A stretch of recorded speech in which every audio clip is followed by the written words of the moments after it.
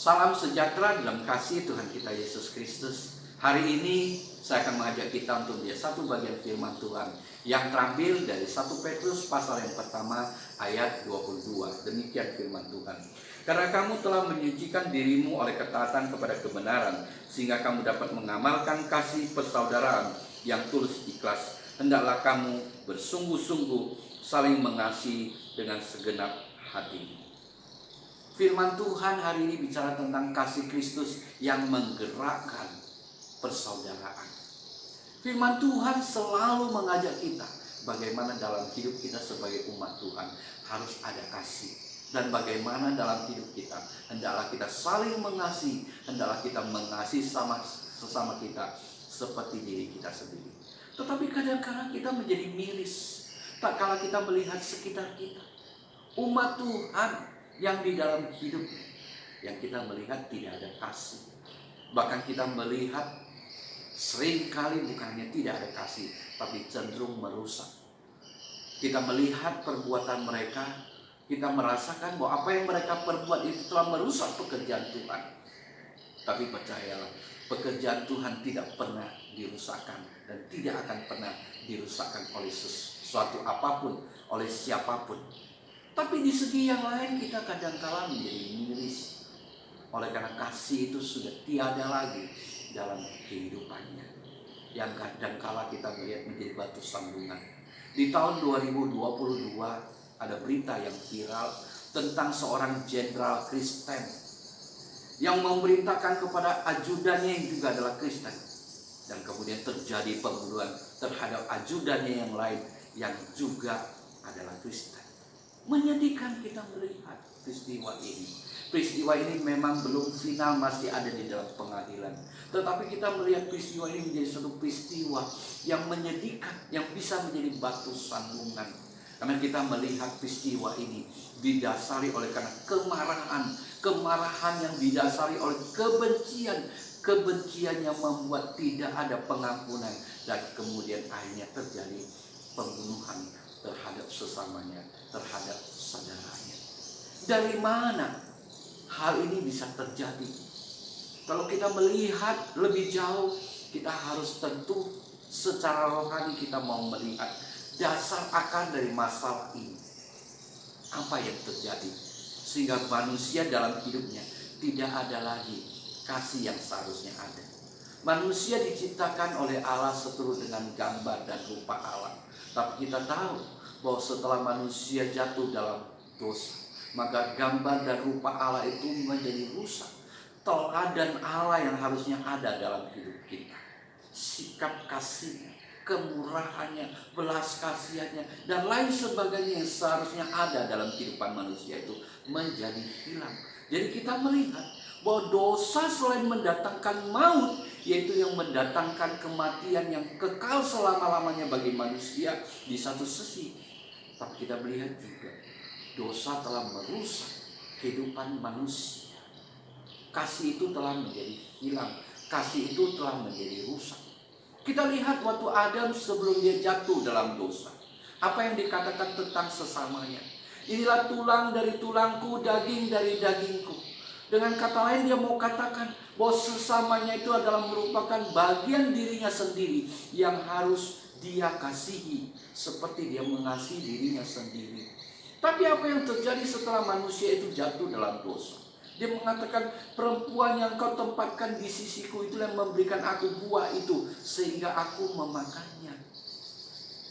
Dia mau katakan apa di sini? Dia mau katakan dosa ini terjadi itu disebabkan perempuan ini. Jadi kalau mau dihukum, dialah yang harus dihukum karena dialah yang menjadi penyebabnya. Bahkan kita lihat apa yang dia katakan. Sadar tidak sadar dia juga menyalahkan Tuhan. Karena Tuhanlah yang telah menempatkan perempuan itu di sisinya sehingga terjadinya kejatuhan terhadap dosa.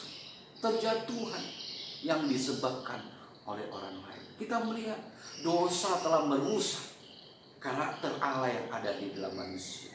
Kasih manusia cenderung mengarah pada diri sendiri. Manusia cenderung menjadi manusia yang egosentris, manusia yang egois. Apakah Adam tidak sadar akan kesalahan dan kejahatan serta dosanya? Dia sadar.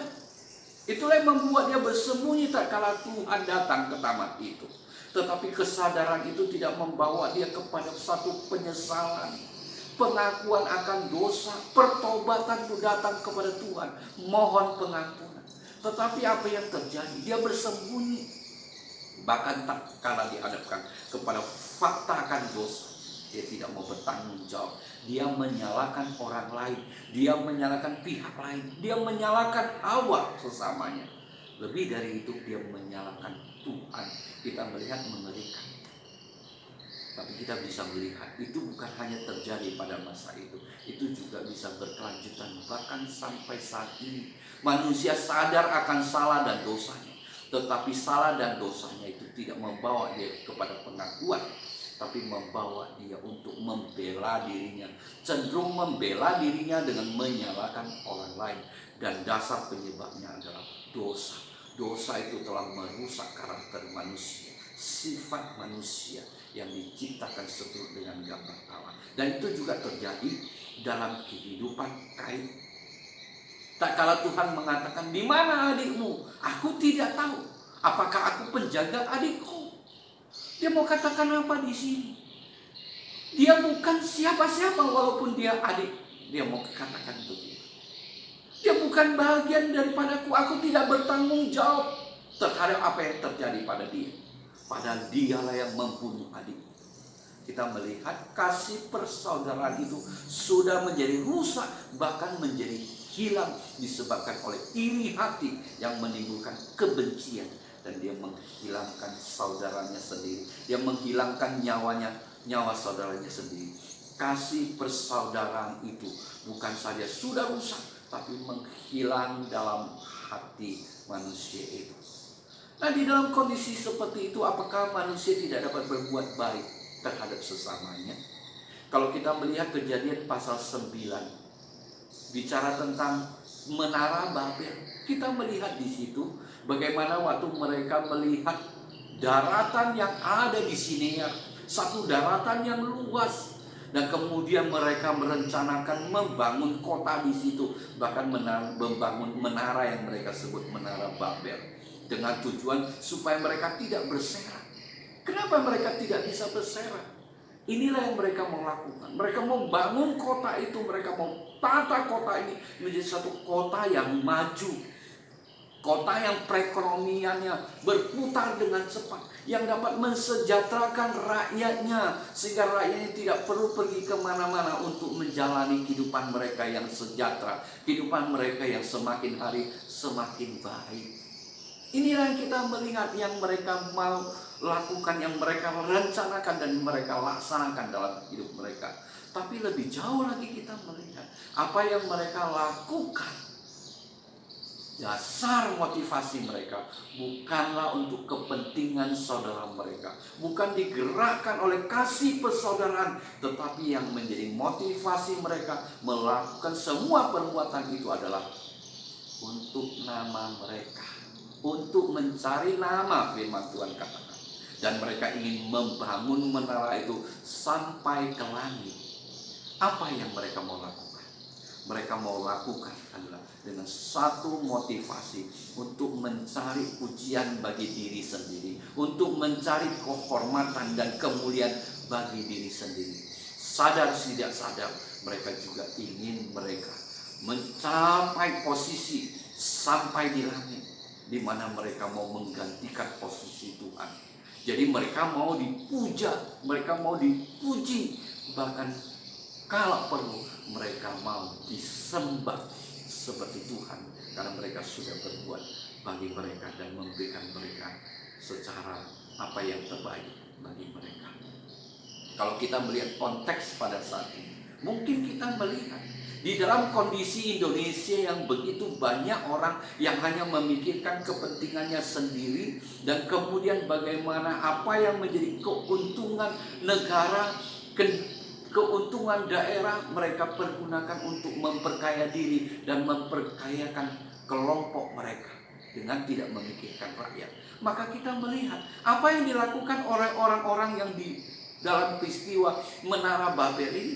Mungkin kita katakan, bagus kalau mereka bisa melakukan seperti yang dilakukan di Indonesia. Gak apa-apa kita pikir, ya, mereka mau cari kemuliaan, mereka mau cari kehormatan mereka sendiri, gak apa-apa, gak penting lah. Yang penting bagaimana mereka bisa membangun kota, menatanya dengan baik, bagaimana mereka akhirnya bisa mensejahterakan rakyat. Mereka mau cari yang lain, itu urusan mereka. Mungkin kalau di sisi sosial, sisi manusia, kita bisa menyetujui. Yang penting mereka bisa mensejahterakan rakyat. Tapi kalau kita secara rohani kita mau melihat, apa yang mereka lakukan ini adalah sesuatu yang berbahaya. Mereka juga tidak hanya merusak diri mereka sendiri di hadapan Tuhan, mereka juga merusak sesama mereka. Karena mereka bisa membawa bagaimana sesama mereka yang mereka sejahterakan itu akhirnya memuja mereka, memuji mereka, bahkan menyembah mereka. Satu kerusakan rohani yang akan membawa mereka kepada kematian yang kekal. Tidak ada lagi yang dapat menyelamatkan mereka. Maka Tuhan intervensi, Tuhan kacaukan bahasa mereka untuk mereka mendapat cara lain bagaimana Tuhan dapat menyelamatkan mereka. Jadi kita melihat di sini dosa begitu merusak manusia. Sekali lagi, dosa telah membawa manusia kepada kebinasaan, bahkan kepada kebinasaan kekal setelah mereka mati secara fisik, kebinasaan kekal di dalam neraka. Bagaimana mereka boleh lepas dari semua itu. Dan lebih jauh lagi kita bisa melihat bagaimana image, gambar teladan Allah itu pun sudah rusak dalam kehidupan mereka. Salah satunya adalah kasih sudah menjadi rusak. Bagaimana itu bisa disembuhkan, bagaimana itu bisa dipulihkan, bagaimana manusia boleh kepada gambarnya semula. Hari ini adalah hari Natal. Bicara tentang kasih Kristus, bagaimana dia datang ke dalam dunia ini. Sebenarnya kalau kita melihat bahwa tidak ada kewajiban Tuhan untuk datang ke dalam dunia ini untuk menyelamatkan manusia. Tidak ada tanggung jawab daripada Tuhan untuk ke dalam dunia ini untuk bagaimana memenangkan jiwa-jiwa yang ada. Tetapi apa yang membuat dia datang ke dalam dunia ini untuk menyelamatkan manusia adalah karena kasihnya yang begitu besar. Kasihnya lah yang membuat dia datang ke dalam dunia ini, lahir di sebuah kandang, mempersiapkan dirinya untuk menjadi korban penghapus dosa, supaya setiap orang yang percaya kepadanya tidak binasa melainkan beroleh hidup yang kekal melalui karyanya yang dilakukan di atas kayu salib, melalui penderitaan yang panjang, melalui penderitaan yang begitu dalam, dan kemudian dia harus mati supaya melalui kematiannya dia telah menjadi satu korban yang sempurna untuk menghapus dosa manusia, sehingga setiap orang yang percaya kepada dia memperoleh hidup yang kekal. Itulah yang dia lakukan. Kasih itulah yang dia laksanakan dalam kehidupan kita di dalam dunia ini. Inilah Natal. Tak kala kita merayakan Natal, apa yang di dalam bayangan kita harus kita ingat. Apa yang terutama dari Natal itu, yaitu kita mengingat akan kasihnya, kasih Kristus yang begitu besar, sehingga dia rela datang ke dalam dunia ini, untuk lahir ke dalam dunia ini yang penuh dengan kejahatan, penuh dengan dosa. Dia datang untuk menyelamatkan manusia melalui apa yang dikaryakan di atas kayu salib.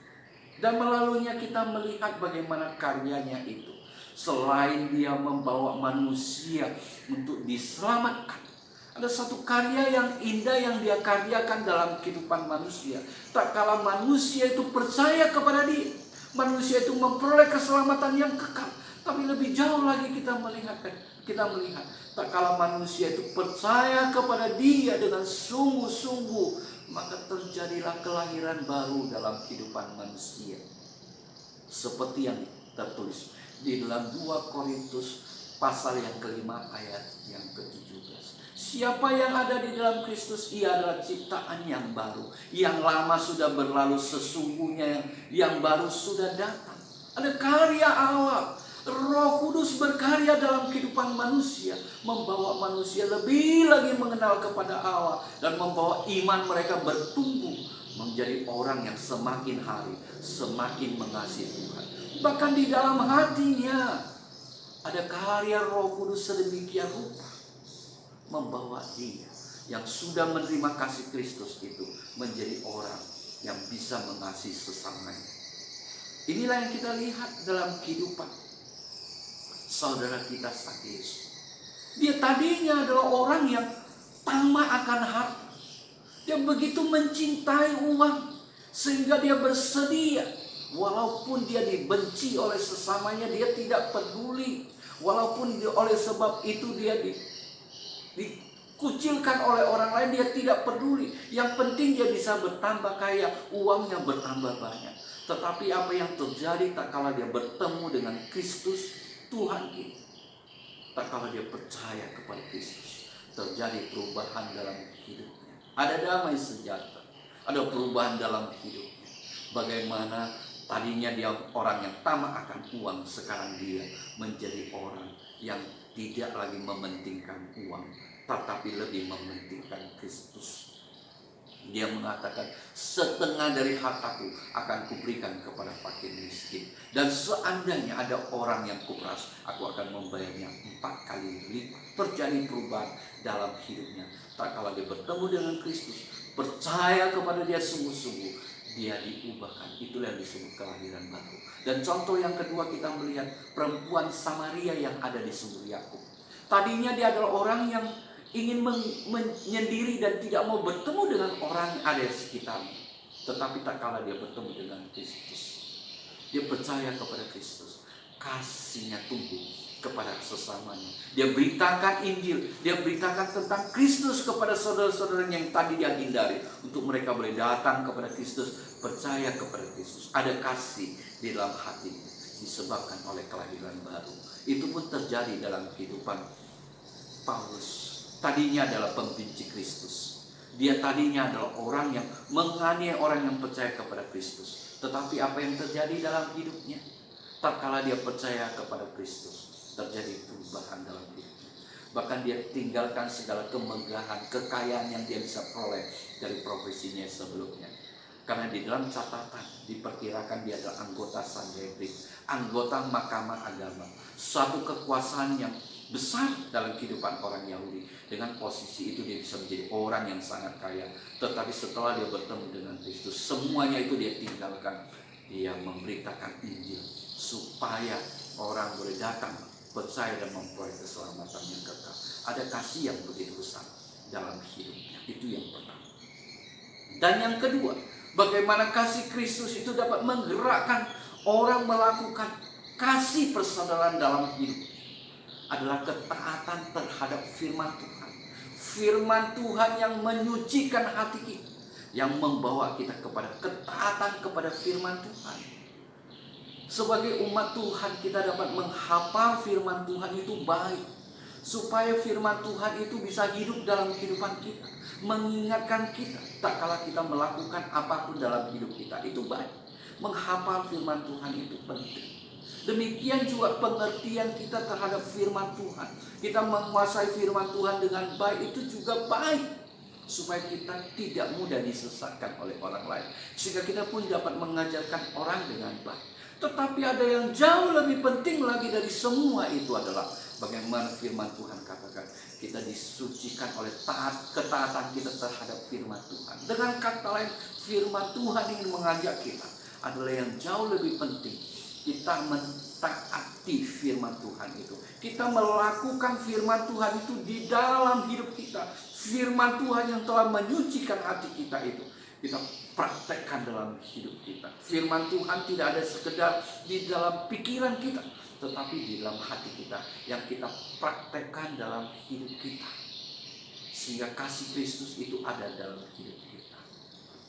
Bagaimana kita di dalam hidup kita? Suatu ketika Tuhan memberikan suatu perumpamaan. Ada seorang budak, dia punya hutang kepada tuannya, rajanya, sebanyak 10.000 talenta. Dia tidak dapat membayarnya, dan memang tidak mungkin dia dapat membayarnya. Membayar dengan cara apapun, dia tidak dapat membayar hutang itu. Oleh karena belas kasihan, kemurahan daripada Tuhan itu, tuannya, raja itu mengampuni dia dan menghapus semua hutangnya. Dan dia keluar. Tak kala dia berkeluar, dia bertemu dengan saudaranya, sesamanya yang berhutang 100 dinar kepada dia. Dia minta hutang itu kepada saudaranya dan saudaranya tidak sanggup membayarnya. Dan dia membawa saudaranya itu ke penjara.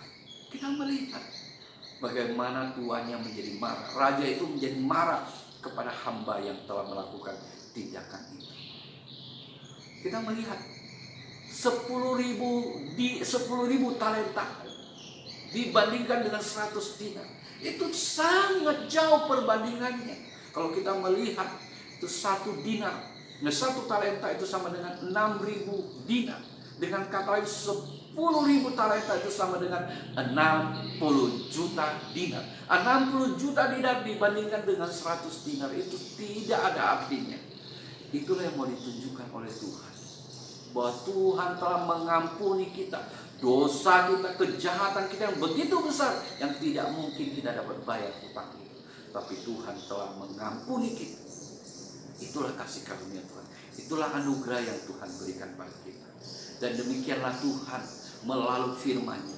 Tuhan juga ingin kita bagaimana mengampuni saudara kita. Bukan seperti yang Petrus katakan 7 kali, bukan. Tapi Tuhan Yesus mengatakan 70 kali 7 kali. Bukan 70 kali 7. Tapi 70 pangkat 7. Satu jumlah yang sangat besar yang tidak akan bisa habis dibagikan. Dengan kata lain, Tuhan tidak hanya sekedar mengajak kita untuk mengampuni, tapi Tuhan juga mengajak kita untuk menyediakan pengampunan dalam hati kita kepada semua kita, kepada sesama kita. Itulah yang Tuhan beritakan. Satu contoh bagaimana kita bisa mentaati firman Tuhan itu, mentaati kebenaran itu dalam hidup kita.